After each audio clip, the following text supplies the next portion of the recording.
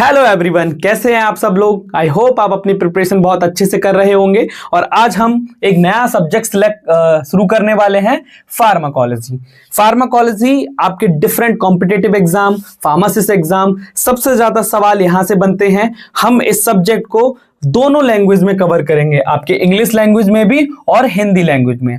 आज हम फार्माकोलॉजी का बेसिक इंट्रोडक्शन समझेंगे। फार्माकोलॉजी सब्जेक्ट है क्या, इसके अंदर कौन कौन से टर्म्स आते हैं, रूट ऑफ एडमिनिस्ट्रेशन क्या है, फार्माकोकाइनेटिक, फार्माकोडायनेमिक क्या है, इन सारी चीजों से हम आज इंट्रोडक्शन करेंगे। तो फार्माकोलॉजी का बेसिक अगर हम डेफिनेशन की बात कहें तो जैसा कि आप जितने भी ड्रग्स पढ़ते हैं, उन ड्रग्स का बॉडी के साथ कोई भी इंटरेक्शन, चाहे वो आपका मैकेनिज्म ऑफ एक्शन हो, कैसे कोई भी ड्रग आपकी बॉडी में एक्शन को प्रोड्यूस कर रही है, या किसी भी ड्रग का कोई भी साइड इफेक्ट आ रहा है, कितने तरह की हम ड्रग पढ़ते हैं डिफरेंट सिस्टम्स के ऊपर, उन सब की स्टडी अगर की जाती है, वो आपकी किस ब्रांच के अंडर आती है, वो आती है आपकी फार्माकोलॉजी ब्रांच के अंदर। और हम फार्माकोलॉजी ब्रांच की बात करें तो फार्माकोलॉजी जो वर्ड है वो आपका किससे ड्राइव हुआ है, ग्रीक वर्ड से ड्राइव हुआ है। ग्रीक वर्ड बोले तो फार्माकॉन, जिसको हम बहुत अच्छे से जानते हैं। फार्माकॉन का मीनिंग होता है आपका ड्रग, और लोगस, लोगस का मतलब स्टडी या डिस्कोर्स, यानी कि ऐसा ड्रग के बारे में स्टडी करना is known as the pharmacology. अब इसके अंदर क्या क्या आता है, ये डील करता है आपके with the interaction of exogenously administered chemical molecules. हमारे क्या हो सकते हैं, वो हो सकते हैं drug with living system. Simply अगर बात करें कि कोई भी ऐसा केमिकल मॉलिक्यूल जिसको हम ड्रग के नाम से जानते हैं, वो हमारी बॉडी के अंदर जब एडमिनिस्टर किया जाता है तो वो कैसे बॉडी के साथ इंटरेक्ट करता है, यानी कि ड्रग कैसे बॉडी के साथ इंटरेक्ट करती है और बॉडी उसके रिस्पॉन्स में क्या काम करती है, इसी की हम स्टडी करते हैं अपने फार्माकोलॉजी के अंदर। और इसके अलावा हम इसमें स्टडी करते हैं ड्रग डेवलपमेंट की, इंटरेक्शन की, थेरापेटिक्स की और टॉक्सिकोलॉजी की। ऐसा जरूरी नहीं है कि सारी ड्रग सेफ हो, बहुत सारी ड्रग्स के क्या हो सकते हैं, साइड इफेक्ट हो सकते हैं, टॉक्सिसिटी हो सकती है, उन सब की स्टडी भी हम फार्माकोलॉजी के अंडर करते हैं। अब फार्माकोलॉजी की जो है तो मेजर ब्रांच है जिनके बारे में आप सब बहुत अच्छे से जानते होंगे,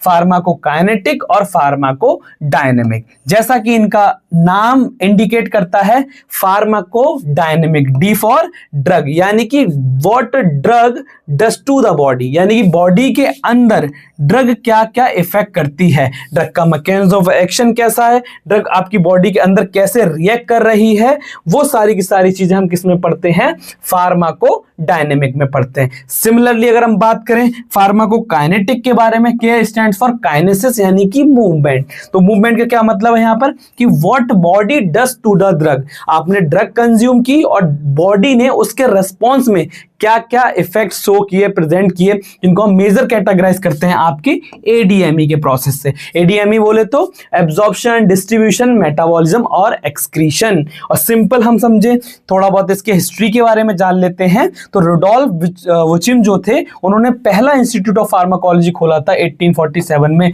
जर्मनी में।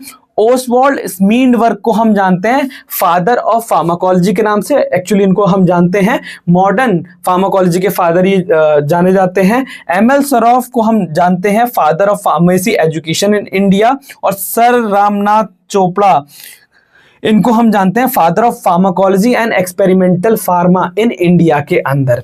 ठीक है, और इस सब को हम सिंपल हिंदी में भी समझ लेते हैं। तो अगर हम क्लियर बात करें आपसे सिंपल लैंग्वेज में,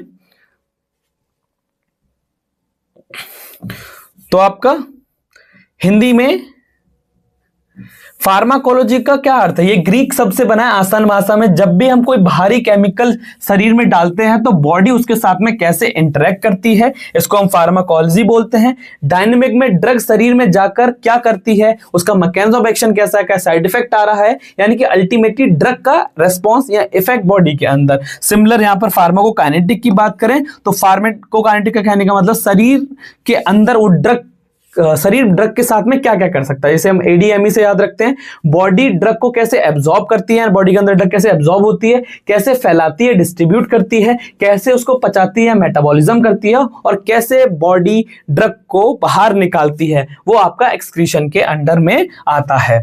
चलिए नेक्स्ट हम देख लेते हैं branches and scope of pharmacology. आपका पहला ब्रांच है थेराप्यूटिक्स, कीमोथेरेपी, क्लिनिकल फार्मेसी, हम क्लिनिकल फार्माकोलॉजी बोल देते हैं, pharmaco epidemiology, pharmaco economics, pharmaco vigilance और फार्माको जेनेटिक्स।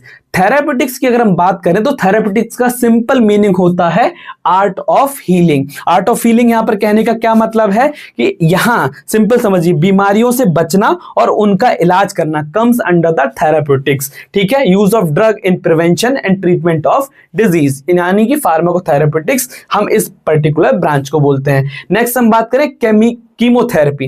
कीमोथेरेपी बेसिकली जो आपकी की जाती है स्पेसिफिकली ऐसे केमिकल मॉलिक्यूल्स जिनका नेचर कैसा है, साइटोटॉक्सिक नेचर है, यानी कि वो सेल्स को किल करते हैं। सिंपल अगर लैंग्वेज हम कहें, इन्हें सिलेक्टिव टॉक्सिसिटी होती है, यानी ये सिर्फ बीमारी को मारती है पर होस्ट मरीज में कम से कम नुकसान पहुंचाती हैं। जैसे कि कैंसर सेल्स हैं, कैंसर अगर किसी को डिजीज है तो कीमोथेरेपी यूज किया जाता है for the treatment of cancer. और यहां पर सिंपल मीनिंग में क्या है, जो साइटोटॉक्सिक एक्शन प्रोड्यूस कराएं या केमिकल की हेल्प से हम किसी भी डिजीज को ट्रीट करें, comes under the chemotherapy. Chemotherapy के इसमें हम बात करेंगे। अब इसमें क्या है, बहुत सारे साइड इफेक्ट्स होते हैं क्योंकि ये साइटोटॉक्सिक इन नेचर होते हैं। जैसे कैंसर की जो ड्रग्स आती हैं, कीमोथेरेपेटिक्स ड्रग्स जो होती हैं, उनमें hair loss, mouth ulcer, lung toxicity, infertility, skin changes, ये कीमोथेरेपी के ट्रीटमेंट में आते हैं। Clinical pharmacy, clinical pharmacy simple कहने का मतलब ये है कि जहां पर भी कोई भी थेरापेटिक चीजें चल रही हैं वहां पर इन्वॉल्वमेंट है आपके फार्मासिस्ट का, यानी कि pharmacist plus physician cooperation comes under the clinical pharmacy. इसमें क्या होता है, फार्मासिस्ट डॉक्टर्स की हेल्प करता है for the promotion of health, for the better treatment of the patient. Clear है यहां तक। मॉडर्न ब्रांचेस जो हैं, एपिडेमियोलॉजी, फार्माको एपिडेमियोलॉजी। जब भी हम एपिडेमियोलॉजी वर्ड सुनते हैं तो इसका सिंपल मीनिंग ये होता है, किसी अगर लार्ज पॉपुलेशन की स्टडी करनी है या कोई भी डिजीज कितने पॉपुलेशन को अफेक्ट करती है, कौन सी ड्रग कौन से कितनी पॉपुलेशन कंज्यूम करती है, कितनी पॉपुलेशन में कोई भी ड्रग साइड इफेक्ट कॉज कर रही है, यानी कि लार्ज पॉपुलेशन की study related to the pharmacy या pharmacology comes under the pharmacoepidemiology. यानी कि फार्माकॉन, एपी मतलब होता है अमंग और डीमियोस मतलब होता है पीपल्स। अगर फार्मेसी को ड्रग को among with the people study किया जाए, study of drug effects in the large population comes under the pharmaco epidemiology. ठीक है, फार्माको इकोनॉमिक्स। अब यहां पर सिंपल मीनिंग है इकोनॉमिक्स का रिलेटेड टू द कॉस्ट। किसी भी ड्रग को एक पर्टिकुलर पॉपुलेशन में हमें कैलकुलेट करना है कि कितना ज्यादा खर्चा आने वाला है, कितनी ज्यादा आपको बजट तैयार करके चलना है, यानी cost analysis of drug therapy to health care systems for society for large population.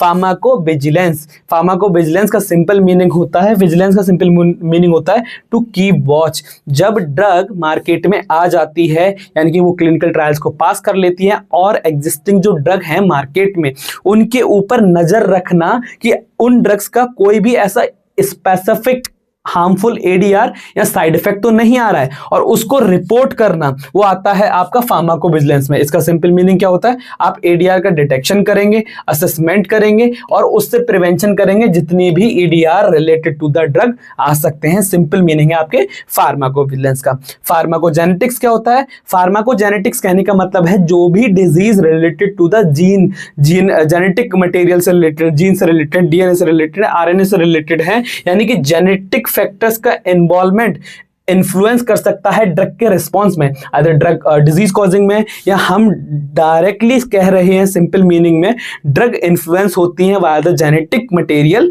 Comes under the study of pharmacogenetics. Branches जैसे समझते हैं, थेरापेटिक हमने देख लिया, कीमोथेरेपी देख लिया, क्लिनिकल फार्मेसी में मतलब फार्मासिस्ट और डॉक्टर मिलकर मरीज को एजुकेट करते हैं। मॉडर्न ब्रांचेस में एपिडेमियोलॉजी का मतलब होता है बड़े पॉपुलेशन में दवा का असर देखना, इकोनॉमिक्स दवा के खर्च कॉस्ट का एनालिसिस करना, विजिलेंस दवा के साइड इफेक्ट्स पर नजर रखना, और जेनेटिक्स आपके जीन्स दवा के असर को कैसे बदलते हैं उसको हम क्या बोलते हैं, फार्माकोजेनेटिक्स। Last toxicology. टॉक्सिकोलॉजी का मतलब सिंपल सा है, ऐसे सब्सटेंस जो हमारी बॉडी के अंदर टॉक्सिसिटी या हार्मफुल या लीथल इफेक्ट्स हो कर सकते हैं। लीथल कहने का मतलब क्या है, ऐसे केमिकल्स जिनकी वजह से लाइफ थ्रेटनिंग कंडीशन डेवलप हो सकती है या फिर जान भी जा सकती है, नियरेस्ट डेथ, ऐसी कोई सिम्टम्स वो लॉन्च देते हैं, उनको हम स्टडी करते हैं टॉक्सिकोलॉजी के अंदर। यानी कि पॉइजन से रिलेटेड कोई भी स्टडी करनी है उसको हम बोलते हैं टॉक्सिकोलॉजी। क्लियर है यहां तक। नेक्स्ट हम बात कर लेते हैं थोड़ा बहुत इसका हिस्टोरिकल बैकग्राउंड फार्माकोलॉजी का, कहाँ से चीज़ों की शुरुआत होती है। तो सिंपल हम बात करें, इंडिया एंड चाइना में सबसे ज्यादा ओल्डेस्ट राइटिंग मिलती है related to the pharmacology and related to the drug, जिसमें हमारे आयुर्वेदा आते हैं, चाइना की पेंटसाओ राइटिंग बुक आती है, इसके अंदर बहुत सारी मेडिसिन के बारे में लिखा गया था। पेंटसाओ जिसको हम बोलते हैं ग्रेट हर्बल्स मेडिसिन थी। फिर इजिप्शियन में आपके ग्रीक वगैरह आ जाती हैं, जिसमें papyrus Ebers papyrus disease and remedies सबसे ओल्डेस्ट बुक मानी जाती है, जिसमें सिस्टमेटिकली ड्रग एंड डिजीज को ऐड किया गया था। उसके अलावा इंडिया में हम जो बात कर रहे थे, आयुर्वेदा के अंदर आपकी चरक संहिता, सुश्रुत संहिता आती है, जिसमें ओल्डेस्ट डॉक्यूमेंट्स में बहुत सारे डिजीजेस के बारे में, हर्ब्स के बारे में, सर्जरीज के बारे में आयुर्वेदा में ऑलरेडी मेंशंस हैं। ठीक है, हिंदी में अगर हम समझें, इतिहास का सफर फार्माकोलॉजी कोई नई साइंस नहीं है। सबसे पुराने रिकॉर्ड्स इंडिया और चाइना में मिलते हैं, 2735 बीसी में मिलते हैं। इंडिया का योगदान आयुर्वेदा में है। द्रव गुण जिसको हम बोलते हैं, कॉन्सेप्ट दिया जिसका मतलब है किसी भी पदार्थ की प्रॉपर्टीज को समझना, और गैलेनिकल्स का मतलब है दवाइयों को प्रिपेयर करना। जेम्स जॉर्ज जी को हीरोइक मेडिसिन इसमें याद रखना है आपको। इसके अलावा हम सिंपल लैंग्वेज में कहें, कुछ फादर्स रिलेटेड भी क्वेश्चंस यूपी ट्रिपल एससी में पूछे जाते हैं, जैसे कि हिप्पोक्रेट्स को हम किस नाम से जानते हैं, फादर ऑफ मेडिसिन के नाम से जानते हैं। एरिस्टोटल को हम जानते हैं फादर ऑफ बायोलॉजी के नाम से, और थियोफरास्टस को फादर ऑफ बॉटनी के नाम से जानते हैं। डायोस्कोरियड ने the materia Medica the oldest documents लिखी, और गैलेस ने गैलिकन्स लिखी, जिसमें प्रिपरेशन मेथड से डिफरेंट केमिकल्स के। 18th और 19th सेंचुरीज की बात करें तो आपका मिडिल एजेस में अरब जो मिडिल ईस्ट की कंट्रीज थे, वहां पर अपोथेकेरीज फ्रॉम द फिजिशियन बगदाद में स्टार्ट हुए, जहां पर स्पेसिफिक एक हॉस्पिटल की शुरुआत की गई, जहां पर आपके सिस्टमेटिक तरीके से हेल्थ को प्रोवाइड करना आपका यहां से स्टार्ट होता है। जेम्स जॉर्जी को हम बोलते हैं कि इन्होंने हीरोइक मेडिसिन का कॉन्सेप्ट दिया, ब्लड लेटिंग, एमेटिक्स, परगेटिव्स वगैरह का। सैमुअल हॉर्नमैन को हम जानते हैं फाउंडर ऑफ होम्योपैथी के नाम से, और इंडिया फोकस करता है, जो हम जिनके नाम आपको याद रखने हैं, श्री रामनाथ चोपड़ा, इनको हम फादर ऑफ फार्माकोलॉजी के नाम से जानते हैं, जिन्होंने फार्माकोलॉजी को प्रमोट किया इंडिया के अंदर। तो ये बेसिक हिस्टोरिकल बैकग्राउंड था, जिनसे क्वेश्चंस वगैरह कभी कभी पूछे जा सकते हैं। फादर से रिलेटेड कौन कौन से फादर किस किस चीज के लिए होते हैं। अब जिन हम ड्रग्स की बात कर रहे हैं, उनके डिफरेंट सोर्सेस होते हैं, कौन सी ड्रग कहाँ से ऑब्टेंड होती है। अगर हम ओल्डेस्ट की बात करें तो स्टार्टिंग में तो हम नेचुरल चीजों को ही यूज करते थे, हर्ब्स को यूज करते थे, प्लांट्स को यूज करते थे, वही सारी चीजें रहती थी। तो इनको अगर हम कैटेगराइज करें तो डिफरेंट सोर्सेस हो सकते हैं आपके ड्रग के।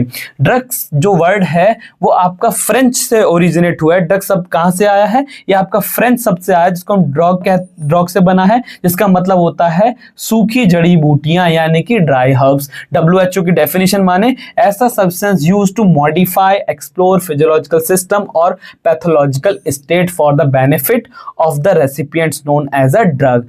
क्रिटिक इसकी अगर हम बात करें, ओल्ड डेफिनेशन इसकी सिंपल सी देखी जाए तो अगर हम कॉन्ट्रासेप्टिव वगैरह को हटा दें, इसके अलावा हम बात कर रहे हैं मेन इसके सोर्सेस ऑफ ड्रग, क्या क्या ड्रग्स के सोर्सेस हो सकते हैं। तो सबसे पहले हम बात करेंगे हमारे प्लांट्स की। प्लांट्स से जितने भी आपके नेचुरल हर्बल चीजों से कोई भी ड्रग ऑब्टेन्ड होती है, फॉर एग्जांपल जैसे कि एट्रोपिन पेपरस एट्रोपा बेलाडोना से मिलती है, आपकी मॉर्फिन पेपरस सोमनिफेरम से मिलती है, और आपकी क्विनीन, सिंकोना, डाइजॉक्सिन, निकोटिन, ऐसी ड्रग्स जो हमें प्लांट ओरिजिन से, नेचुरल ओरिजिन से मिलती हैं, उनको हम प्लांट सोर्स के कैटेगरी में रखते हैं। मिनरल से हमें कौन कौन सी ड्रग्स मिलती हैं, क्योलिन हो गया, आपका आयरन हो गया, FeSO4, MgSO4, परगेटिव्स वगैरह हो गए, यानी कि आयरन से related calcium, potassium, sodium, these are comes under the mineral category. Okay, animal से हमको बहुत सारी ड्रग्स मिलती हैं, जैसे कि इंसुलिन हो गया, हेपेरिन हो गया, आपका एंटी स्नेक वेनम हो गया,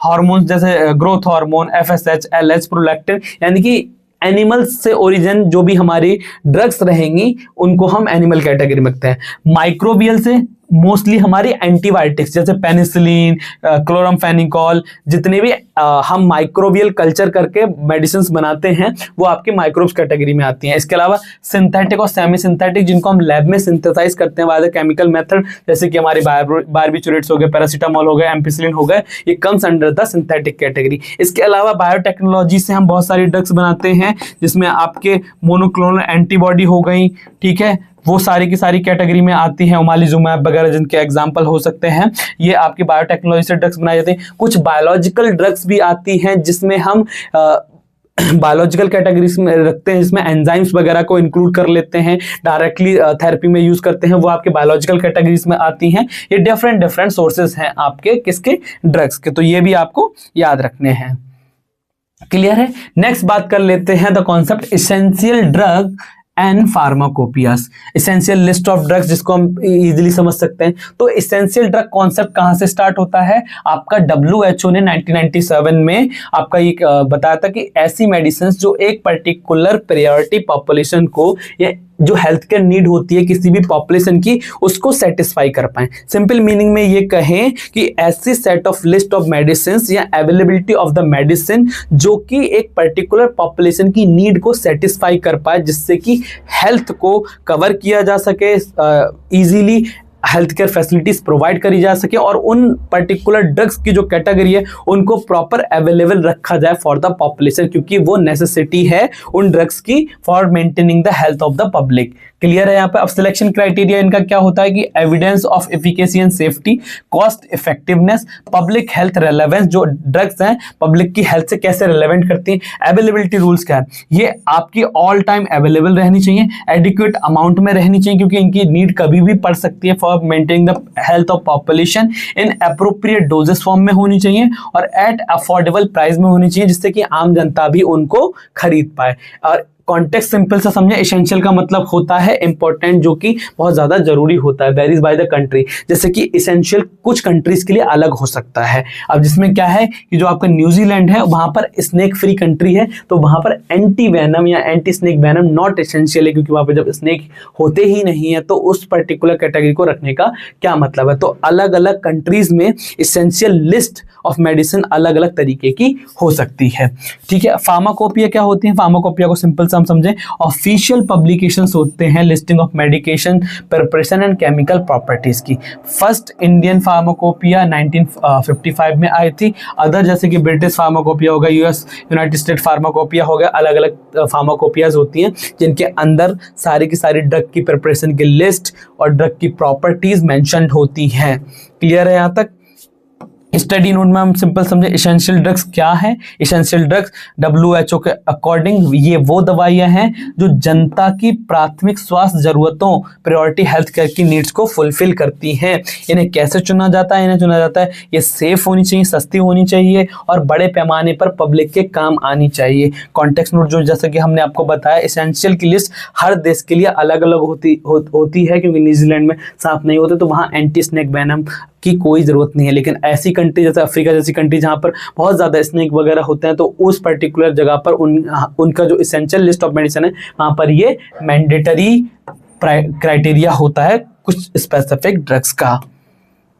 नेक्स्ट, आपकी जो ड्रग हैं जो आप फार्माकोलॉजी में पढ़ते हैं उनके डिफरेंट रूट होते हैं कि वो किस पर्टिकुलर रूट से दी जा रही हैं बॉडी के अंदर। जैसे लोकल में ओरल रूट्स वगैरह हो सकते हैं, IV रूट से दी जाती है, ID रूट से दी जाती है। तो डिफरेंट हम रूट्स के बारे में पढ़ेंगे जिससे आपके ड्रग एडमिनिस्टर की जाती है। बहुत सारे जैसे कि हम इसमें पढ़ते हैं आपके रूट्स में आपके लोकल रूट आ जाते हैं और सिस्टमेटिक रूट आ जाते हैं। सिस्टमेटिक रूट आपके दो टाइप में डिवाइडेड हैं, एंटरल और पेरेंट्रल।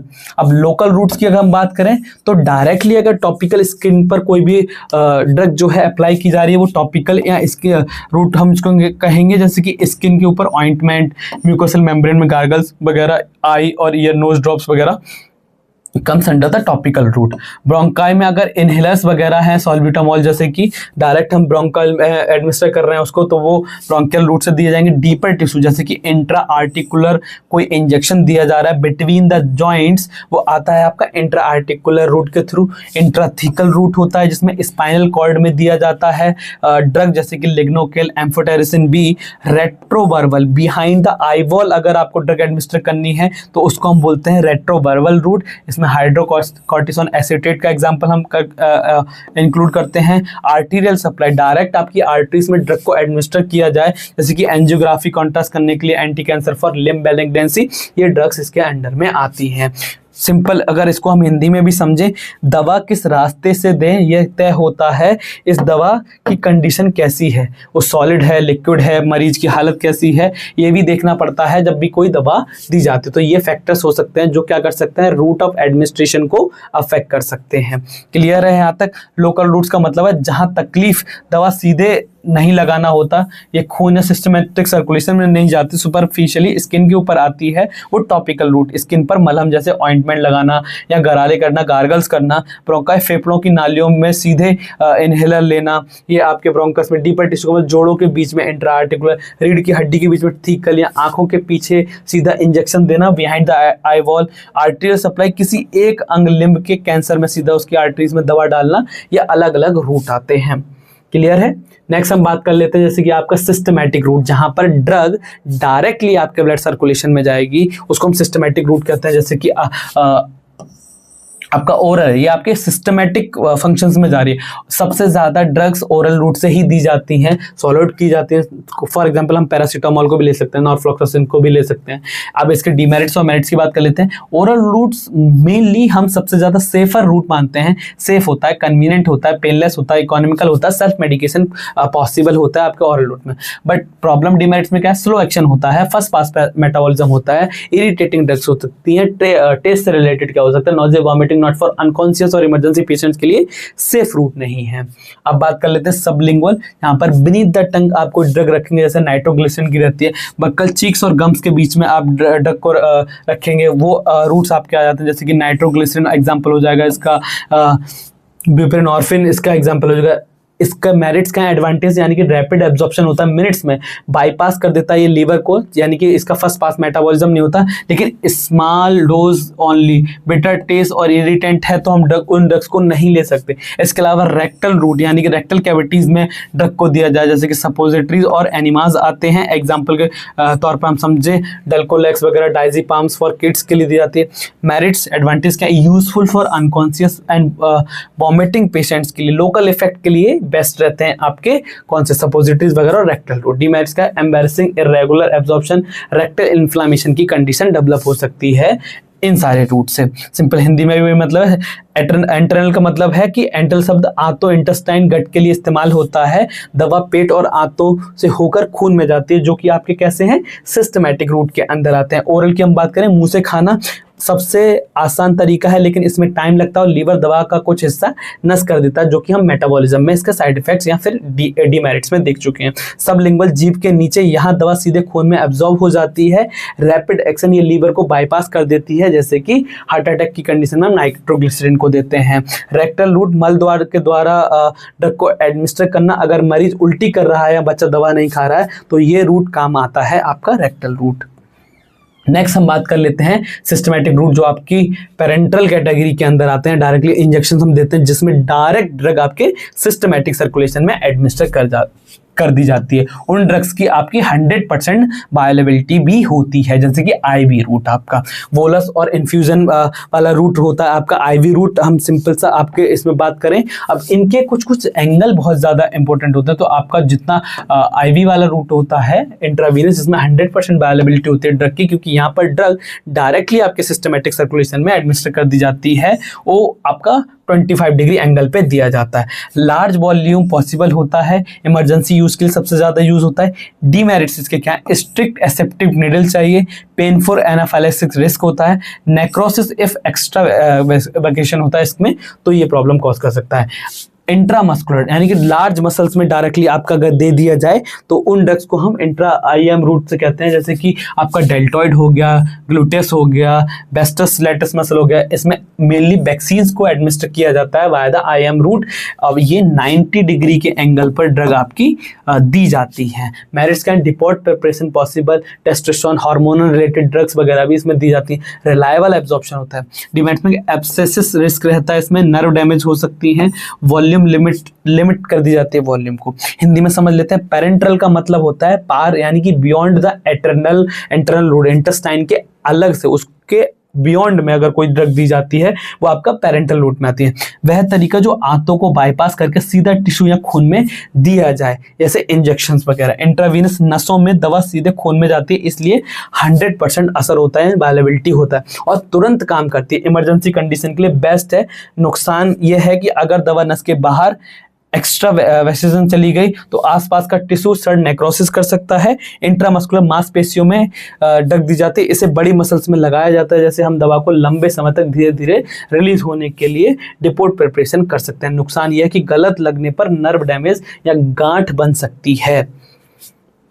नेक्स्ट हम बात कर लेते हैं other route and special forms. आपका इंट्राडर्मल रूट हो गया, सबक्यूटेनियस रूट हो गया, इंट्राओसेसियस रूट हो गया और इनहेलेशनल रूट है। क्या अगर हम इंट्राडर्मल रूट की सिंपल सी बात करें आपसे, तो ये आपके ड्रग आपके डर्मिस लेयर स्किन में दी जाती है। ब्लेब का फॉर्मेशन इसमें होता है। फॉर एग्जांपल बीसीजी वैक्सीन आपकी दी जाती है। सेंसिटिविटी टेस्ट इसमें किया जाता है। ये आपका 10 to 15 डिग्री के एंगल पर दी जाती है। सबक्यूटेनियस रूट की हम सिंपल मीनिंग में बात करें तो सबक्यूटेनियस जो रूट है आपका अंडर द स्किन या सेल्फ एडमिनिस्ट्रेशन पॉसिबल होता है। वॉल्यूम इसमें अप टू 2 ml दी जाती है, जैसे कि इंसुलिन। ठीक है, ये आपका 45 डिग्री एंगल पे दी जाती है आपकी सबक्यूटेनियस रूट से। डर्मोजेट, हाईली वेलोसिटी जेट होते हैं, नो निडल इसमें पॉसिबल होती है। पैलेट इम्प्लांटेशन, सॉलिड पैलेट्स वगैरह दी जाती है अंडर द स्किन। ठीक है, ऑसियस का मतलब होता है कि डायरेक्टली आपके इनटू द बोन मैरो अगर कोई ड्रग एडमिनिस्टर की जा रही है वो इंट्राओसेसियस रूट में आती है। इनहेलेशन का मतलब gaseous aerosol quick onset of action, directly आप इनहेल कर रहे हैं, जैसे कि सॉल्बिटामोल। हिंदी में अगर हम समझे, स्किन की ऊपरी परत डर्मिस में इसमें स्किन पर एक छोटा सा छाला या ब्लैब बन जाता है, जैसे एलर्जी टेस्ट वगैरह इसमें होता है। सबक्यूटेनियस का मतलब होता है स्किन के नीचे फैट में, इससे मरीज खुद भी लगा सकता है, जैसे इंसुलिन। डर्मोजेट बिना सुई का इंजेक्शन जो प्रेशर से दवा अंदर डालता है। पहले ठोस दवा स्किन के नीचे डाल दें ताकि वो महीनों तक धीरे धीरे घुलती रहे। इंट्राओसेसियस का मतलब सीधे हड्डी के गूदे या बोन मैरो में इमरजेंसी कंडीशन में जब बच्चों की नस नहीं मिल रही होती है तो आप इंट्राओसेसियस रूट का यूज करते हैं। क्लियर है? इनहेलेशन डायरेक्टली आपके लंग्स में दे देना। अब फार्माकोडायनेमिक्स, आपका जो हम 2 मेजर ब्रांच पढ़ रहे थे उनमें से एक आपकी जो मेजर ब्रांच है वो है आपकी फार्माकोडायनेमिक्स। इसमें हम एगोनिस्ट और एंटागोनिस्ट के कॉन्सेप्ट को समझेंगे। फार्माकोडायनेमिक कहने का सिंपल सा मतलब इतना है कि what drug does to the body, drug आपकी बॉडी में जाके कैसे काम कर रही है। एगोनिस्ट वर्ड का सिंपल सा मतलब ये है कि आपका एगोनिस्ट और रिसेप्टर से बाइंड करने के बाद कोई भी रिस्पॉन्स देता है, जो कि एक कॉम्प्लेक्स बनाएंगे, आपस में बाइंडिंग करने के बाद रिस्पॉन्स जनरेट करता है, नोन एज द एगोनिस्ट। अब एफिनिटी क्या होती है कि आपकी जो ड्रग है वो किसी रिसेप्टर से जाके बाइंड कर रही है, उसके अंदर एबिलिटी है बाइंड करने की, that is known as the affinity. Efficacy का मतलब क्या है? एबिलिटी टू एक्टिवेट और गिव द रिस्पॉन्स। अब एगोनिस्ट की हम सिंपल मीनिंग में समझें, ऐसा कोई भी केमिकल मॉलिक्यूल या ड्रग या जीनोवाइटिक जो आपके बॉडी के अंदर प्रेजेंट रिसेप्टर के साथ में जाके बाइंड करता है और अपना एक्शन प्रोड्यूस करता है, known as the agonist. Clear है? अब यहाँ पे डिफरेंट थ्योरीज भी काम करती हैं। लॉक एंड क्यू थ्योरी, वो जाता है और कॉम्प्लेक्स बनाता है और अपना एक्शन प्रोड्यूस करता है। इसके हिसाब से अलग अलग टाइप्स होते हैं आपके एगोनिस्ट के, जैसे कि फुल एगोनिस्ट जो क्या करता है, रिसेप्टर की साइड पर जाके 100% बाइंडिंग शो करता है और अपना मैक्सिमम रिस्पॉन्स प्रोड्यूस करता है, फॉर एग्जाम्पल हेरोइन और मॉर्फिन। पार्शियल एगोनिस्ट का मतलब क्या है? ये रिसेप्टर से बाइंड तो करता है बट अपना जो रेस्पॉन्स है, आपका जो एफिकेसियस है, वो उसका सब मैक्सिमल होता है। हम कह सकते हैं ये ड्रग आपका 50% ही अपना रिस्पॉन्स प्रोड्यूस करती है, जैसे कि buprenorphine not act as the antagonist in presence of full agonist. Clear है? इनवर्स एगोनिस्ट का सिंपल सा मतलब है कि ड्रग आपकी बॉडी में जाके इफेक्ट जो दे रही थी उसका ऑपोजिट इफेक्ट आ जाना। ये रिसेप्टर से बाइंड तो करेगी बट ये प्रोड्यूस करेगी opposite effect of the receptor, जैसे कि बीटा कार्बोलिन, ये एंजियोजेनिक है वर्सेस एंजियोलाइटिक। क्लियर है? सिंपल अगर हिंदी में समझे, एगोनिस्ट क्या है? जो दवा रिसेप्टर से जुड़कर बॉडी में कोई भी एक्शन या रिस्पॉन्स प्रोड्यूस करे, known as a agonist. Equation को एफिनिटी का मतलब दवा की रिसेप्टर से चिपकने की या बाइंड करने की क्षमता known as a affinity. Efficacy का सिंपल मतलब है चिपकने के बाद रिसेप्टर को ऑन कर देना, एक्टिवेट कर देना और रेस्पॉन्स जनरेट करना, known as a efficacy. Full agonist जो 100% पूरा असर दिखाए, पार्शियल एगोनिस्ट का मतलब जो असर तो दिखाए पर 100% नहीं बल्कि सब मैक्सिमल या 50% आता है। इनवर्स का मतलब है जुड़ता है लेकिन ऑपोजिट इफेक्ट प्रोड्यूस करता है, उल्टा इफेक्ट दिखाता है। फार्माकोडायनेमिक्स में अगर हम एंटागोनिस्ट का सिंपल मतलब समझें, एंटागोनिस्ट का क्या मतलब होता है, ऐसे केमिकल मॉलिक्यूल्स जो रिसेप्टर के साथ जुड़ते तो हैं बट उनका खुद का कोई इफेक्ट नहीं होता, लेकिन एगोनिस्ट के इफेक्ट को क्या कर देते हैं, न्यूट्रलाइज कर देते हैं। सिंपल मीनिंग में हम समझें, binds but has no efficacy, block the agonist action. Simple meaning में अभी कैसे होते हैं, कॉम्पिटिटिव होते हैं, रिवर्सिबल, और नॉन कॉम्पिटिटिव का मतलब है इररिवर्सिबल। सिंपल मीनिंग में हम कॉम्पिटिटिव को कहें, ये बाइंड करते हैं सेम साइड जहां पर हमारा एगोनिस्ट बाइंड करेगा सराउंडिंग उस पर्टिकुलर जगह पर, जिससे क्या है कि जो ड्रग बाइंड करनी है उस रिसेप्टर पे वो बाइंड नहीं कर पाएगी और उनके बीच में एक कॉम्पिटिटिव एक्शन होगा और ड्रग आपकी पर्टिकुलर एक्शन प्रोड्यूस नहीं कर पाएगी। ग्राफ इंपैक्ट क्या होता है इसमें, parallel shift right, maximum effect still reachable, और इसके सिंपल में समझे तो एसिटाइल कोलिन वर्सेस एट्रोपिन, यानी कि एक ही पर्टिकुलर रिसेप्टर साइट पर दो ड्रग के बीच में आपस में कॉम्पिटिशन होता है, एक उसका एगोनिस्ट है एक एंटागोनिस्ट है। जिसका कंसंट्रेशन ज्यादा होता है या जिसका binding affinity towards the receptor ज्यादा होती है वो बाइंड कर जाता है। कंपटीशन की वजह से एंटागोनिज्म इफेक्ट देखने को मिलता है। हर एक ड्रग का कोई ना कोई एक एंटागोनिज्म होता है। आप ड्रग दे रहे हैं, वो रिसेप्टर से जाके बाइंड कर रहा है और वो अपना रिस्पॉन्स जनरेट कर रहा है। सिमिलरली अगर हमने उसका एंटागोनिज्म दे दिया तो वो रिसेप्टर से जाके जुड़ जाएगा और ड्रग उससे बाइंड ही नहीं कर पाएगी, यानी कि उसमें कॉम्पिटिशन रहेगा तो वो अपना एक्शन प्रोड्यूस नहीं कर पाएगी। और एंटागोनिस्ट का कोई भी अपना खुद का इफेक्ट नहीं होता। सिंपल अगर हम बात करें, binds different side on the covalent bond and non surmountable, और इसमें सिंपल सा मतलब ये है नॉन कॉम्पिटिटिव में कि जो एक्टिव साइट है रिसेप्टर की जहां पर ड्रग जाके बाइंड होनी है, उसके अलावा वो दूसरी साइट पर जाके बाइंड कर जाएगा और ड्रग का जो रिसेप्टर की बाइंडिंग साइट है उसको चेंज कर देगा, जिसकी वजह से जो एगोनिस्ट है वो ड्रग रिसेप्टर से बाइंड नहीं कर पाएगा और अपना एक्शन प्रोड्यूस नहीं कर पाएगा। ठीक है, हिंदी में अगर हम इसको समझे, एंटागोनिस्ट का सिंपल मतलब ये होता है कि जो आपकी ड्रग है वो क्या है, यह रिसेप्टर से चिपक कर एफिनिटी तो देता है लेकिन इसका कोई भी एक्शन नहीं होता, जीरो एफिकेसी। सिर्फ इसका काम सिर्फ एगोनिस्ट को अपना काम करने से रोकना है। कॉम्पिटिटिव का मतलब ये एगोनिस्ट के साथ साथ एक ही कुर्सी यानी सेम साइड पर बैठने के लिए लड़ता है। और ग्राफ शिफ्ट का मतलब पैरेलल शिफ्ट में अगर हम एगोनिस्ट की डोज बढ़ा दे तो वो एंटागोनिस्ट को हटाकर कुर्सी छीन लेगा या फिर उस पर्टिकुलर जगह पर बाइंड कर जाएगा और मैक्सिमम इफेक्ट प्रोड्यूस करेगा। नॉन कॉम्पिटिटिव कहने का सिंपल सा मतलब है ये बहुत जिद्दी है, ये तो दूसरी जगह पर बाइंड कर जाता है और इतनी मजबूती से जुड़ता है कि फिर हटता नहीं है, जिससे कि एगोनिस्ट जाके उससे बाइंड ना कर सके।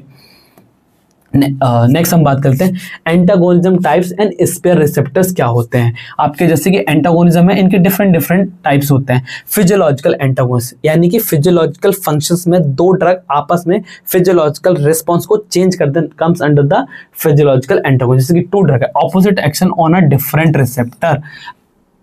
ठीक है, फॉर एग्जाम्पल हिस्टामाइन और आपका वर्सेस ओमेप्राजोल ब्लॉकर्स हम जिसको कह सकते हैं। हिस्टामाइन आपका एसिड सिक्रीशन कराता है वर्सेस ओमेप्राजोल क्या करता है, एसिड सिक्रीशन को बंद करता है। यानी कि एक ड्रग फिजियोलॉजिकल रिस्पांस को जनरेट कर रही है और दूसरी ड्रग जो है डिफरेंट साइड पर बाइंड कर रही है बट उस फिजियोलॉजिकल फंक्शंस को क्या कर दे रही है, बंद कर दे रही है। वो आपका फिजियोलॉजिकल एंटागोनिज्म में आता है। केमिकल एंटागोनिस्ट का सिंपल सा मतलब है केमिकली न्यूट्रलाइज कर देना, जैसे कि डाइकार्बोचिलेटिंग हैवी मेटल्स वगैरह होते हैं सॉल्यूशंस के अंदर। फार्माकोकाइनेटिक एंटागोनिज्म का सिंपल सा मतलब ये है कि one drug oscillate the metabolism of another drug. एक ड्रग आपने कंज्यूम की तो दूसरे ड्रग के मेटाबॉलिज्म को वो इनिशिएट कर देगी और उसका एक्शन आएगा नहीं, यानी जब वो ड्रग कंप्लीटली मेटाबोलाइज हो जाएगी या उसके मेटाबॉलिज्म को बढ़ा देगी तो ये फार्माकोकाइनेटिक कैटेगरी का एंटागोनिज्म है। जैसे कि phenobarbitone induce the metabolism of warfarin. Spare receptors का सिंपल कहने का मतलब, स्पेयर का मतलब होता है वो particular binding site of receptor की जो क्या होता है स्पेयर में रह जाता है। जैसे कि मैक्सिमम रिस्पॉन्स अचीव होने के बाद में 100% रिसेप्टर ऑक्यूपाई हो जाता है। ठीक है, उसके बाद इसमें क्या होता है कि जो रह जाते हैं एक्स्ट्रा रिसेप्टर यानी कि उनका कोई स्पेसिफिक एक्शन नहीं होता है, और एक्स्ट्रा बाइंडिंग साइट को हम स्पेयर रिसेप्टर की कैटेगरी में रखते हैं। अब इसमें सिंपल सी बात करें, रिसेप्टर के बाहर एंटागोनिज्म टाइप्स जो होते हैं फिजियोलॉजिकल का मतलब वो दोनों दवाइयां अलग अलग रिसेप्टर पर काम करती हैं, उनका फाइनल असर एक दूसरे का उल्टा होता है। जैसे हिस्टामाइन एसिड बढ़ाता है और ओमेप्राजोल रोकता है। केमिकल इससे रिसेप्टर कोई खेल नहीं है जो दो केमिकल आपस में जुड़कर एक दूसरे को बेकार कर देते हैं, जैसे हैवी मेटल की पॉइजनिंग में डाइमेकाप्रोल। और फार्माकोकाइनेटिक सिंपल सा मतलब है कि एक ड्रग दूसरे ड्रग के मेटाबॉलिज्म को बढ़ा देती है, जिसकी वजह से वो जो मैक्सिमम एगोनिस्ट है उसका इफेक्ट नहीं आ पाता। स्पेयर रिसेप्टर का सिंपल मीनिंग समझे, इसे रिवर्स प्लेयर की तरह समझे, जैसे बॉडी को 100% पूरा असर दिखाने के लिए, मैक्सिमम रिस्पॉन्स पाने के लिए सारे रिसेप्टर को इस्तेमाल करना होता है, जबकि कुछ रिसेप्टर हमेशा स्पेयर में बचे हुए रहते हैं। क्लियर है यहाँ तक? ड्रग टॉलरेंस और डिसेंसिटाइजेशन क्या होता है? टॉलरेंस का सिंपल मीनिंग ये है कि अगर आप कोई ड्रग कंज्यूम कर रहे हैं, फॉर एग्जांपल 10 mg में आपको 100% इफेक्ट देखने को मिलता है। क्लियर है यहां तक? बट आपका फ्रीक्वेंट एक्सपोजर होता है एक पर्टिकुलर ड्रग के लिए। हम मान लेते हैं आप पैरासीटामोल को 10 mg खा रहे हैं और आपको मैक्सिमम इफेक्ट देखने को मिल जा रहा है। इसको आप क्या कर रहे हैं? फ्रीक्वेंट एडमिनिस्टर कर रहे हैं, फ्रीक्वेंट कंज्यूम कर रहे हैं, तब बट बॉडी इसके अगेंस्ट में क्या करेगी? टॉलरेंस डेवलप कर लेगी। अब आपको 100% इफेक्ट देखने के लिए आपको ड्रग की डोज बढ़ानी पड़ेगी, जिसको हम ड्रग टॉलरेंस कहते हैं। Requirement of higher dose for the same effect, जैसे कि मेटाबॉलिक एंजाइम इंडक्शन की वजह से हो सकता है, फिजियोलॉजिकल रिस्पॉन्स की वजह से हो सकता है, या रिसेप्टर एफिनिटी चेंजेस की वजह से हो सकता है। क्रॉस टॉलरेंस भी वगैरह होते हैं। टैक्कीफाइलेसिस का एक्यूट और रैपिड टॉलरेंस डेवलप हो जाता है किसी रिसेप्टर। और डिसेंसिटाइजेशन कहने का सिंपल सा मतलब ये है कि अब ऐसी स्टेट आ जाना जहां पर आपका रिसेप्टर रेस्पॉन्स ही नहीं कर रहा है फॉर द इफेक्ट, वो आता है आपका डिसेंसिटाइजेशन की कैटेगरी में।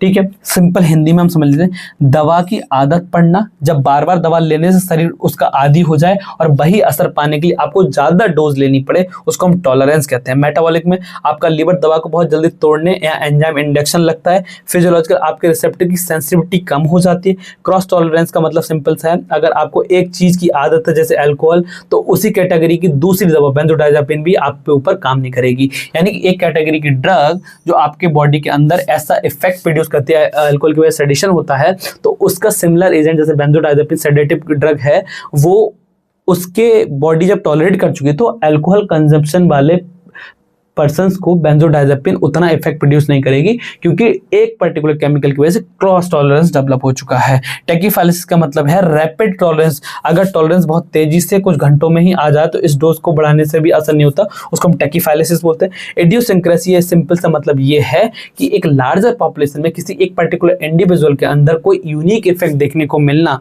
वो आपके इडियोसिंक्रेटिक या जेनेटिक अनप्रेडिक्टेबल रिएक्शंस की वजह से होता है। डिपेंडेंस एंड एडिक्शन क्या होता है?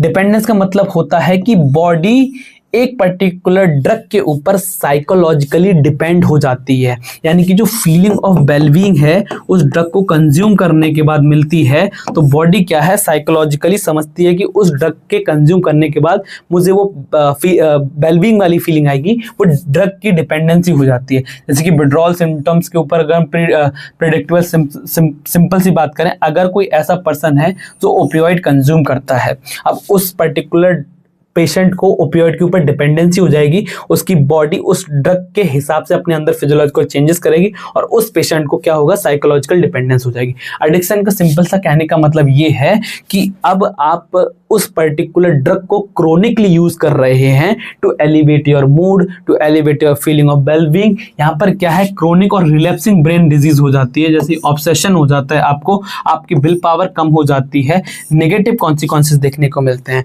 डिपेंडेंसी में आपको बॉडी के अंदर कोई भी हार्मफुल इफेक्ट देखने को नहीं मिलेंगे, लेकिन क्रोनिक यूज के अंदर अगर आप ड्रग को यूज करेंगे तो बॉडी के अंदर बहुत सारे ऐसे टॉक्सिक साइड इफेक्ट्स देखने को मिलेंगे। इसमें सब्सटेंस क्या क्या हो सकता है, हमारे अल्कोहल हो सकते हैं, ओपियोइड्स हो सकते हैं, और आपके सेडेटिव वगैरह हो सकते हैं, वो आते हैं आपके डिपेंडेंस और एडिक्शन कैटेगरी के अंदर। ठीक है, ड्रग एलर्जी सिंपल से अगर हम बात करें, ड्रग एलर्जी का कहने का सिंपल सा मतलब है कि अगर ड्रग बॉडी के अंदर जाके कोई भी ऐसा इम्यूनोजेनिक रिस्पॉन्स शो करती है या एलर्जी कॉज करती है, वो आपके ड्रग एलर्जी की कैटेगरी में आती है। जैसे डेफिनेशन सिंपल सा हम समझें, इम्यूनोलॉजिकल रिस्पॉन्स होते हैं, not dose dependent, target organs क्या होते हैं, स्किन एयरवेज आपके ब्रोंकाई को अफेक्ट करते हैं। ये रिएक्शन किस पर्टिकुलर कैटेगरी में आती है, टाइप ए और टाइप बी। टाइप ए आपकी प्रेडिक्टेबल होती है, जिसको हम एगुमेंटेड कहते हैं, 80% केसेस ऐसे ही होते हैं। और इम्यूनोजेनिक रिएक्शंस में आपकी टाइप बी आती है, इनको बिजारी कहते हैं, यानी कि अनप्रिडिक्टेबल रिएक्शंस होती हैं। इस आपके टाइप बी के 4 मेजर टाइप हैं, जैसे आपका टाइप 1 है जिसको हम एनाफाइलेक्टिक रिएक्शंस कहते हैं, IgE मीडिएटेड होता है। और टाइप 2 आपका IgG और IgM मीडिएटेड होता है, इसको हम साइटोटॉक्सिक रिएक्शन कहते हैं। टाइप 3 आपका आर्थस रिएक्शन होता है, जो कि इम्यून कॉम्प्लेक्स बना लेता है और नर्व्स को वेसल्स को डैमेज करता है। टाइप 4 आपका डिलेड रिएक्शंस होती हैं, जो कि सेल मीडिएटेड होती हैं, mainly T cell mediated. Clear है यहाँ तक? तो यही था आपका basic general introduction of pharmacology. इसके बाद हम फार्माकोकाइनेटिक्स के पैरामीटर्स को पढ़ेंगे, जिसमें हम एडीएमई के कॉन्सेप्ट को पूरा समझेंगे। और इसके अलावा अभी जो आपका टॉपिक बचा है पूरा एडीआर वाला, एडवर्स ड्रग रिएक्शन, इसको हम डिटेल में समझेंगे। होप आपको ये लेक्चर समझ में आया होगा। इससे रिलेटेड कोई डाउट है तो आप कमेंट करके पूछ सकते हैं। Thank you for watching this video.